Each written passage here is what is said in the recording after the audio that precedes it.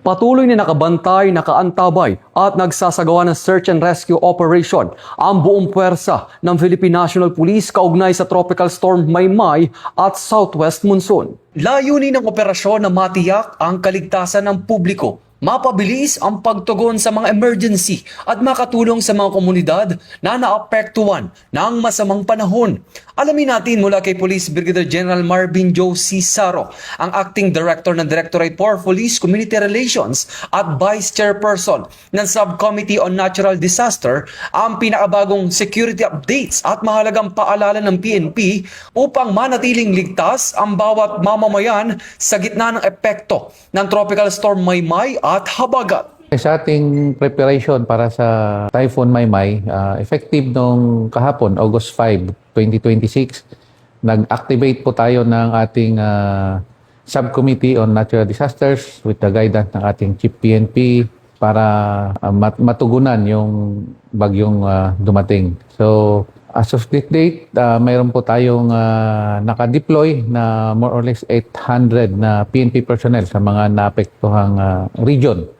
And meron po tayong nakaantabay na more or less 10,000 na mga reserve forces na pwedeng tumulong kung kailangan ng search and rescue or retrieval.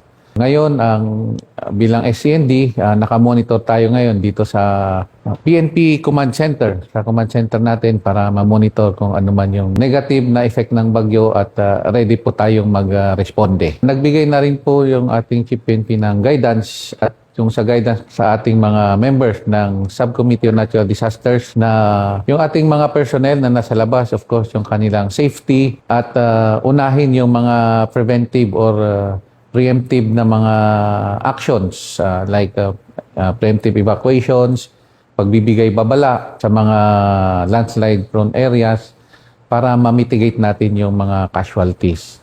So sa ngayon, especially yung ating Region 1, Cordillera, na naka-heightened alert yung ating buong kapulisan at sila ngayon ay ongoing yung monitoring at may mga rescue operations effort na ginagawa. Sa ating mga kababayan, lagi po naming inuulit na ligtas ang may alam. Lagi po tayong makinig sa mga advisories dito sa bagyong Maymay. At lagi po tayong sumunod sa mga otoridad, lalo na po kung may pinairal na mga preemptive evacuations para maiwasan ang mga casualty. At kung wala rin namang mahalagang mga lakad, as may maigi na huwag muna tayong lumabas at lagi po tayong updated at maghanda.